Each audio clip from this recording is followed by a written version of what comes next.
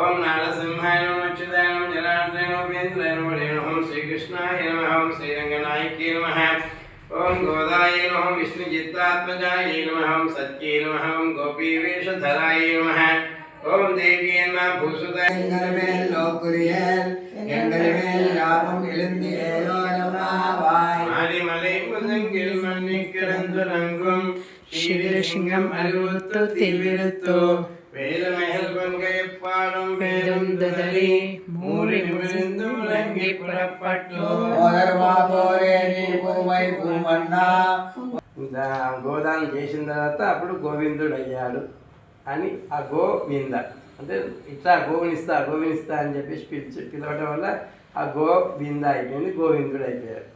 అది చాలా విశేషమైంది. ఆయన గోవిందుడు అంటే చాలా ప్రేమట, అది చాలా ఉత్తమమైన నామం. మిగతా నామాలు ఏది పిలిచినా ఆయనే సంతోషం లేదు, గోవిందుడు అంటేనే చాలా సంతోషపడతారు.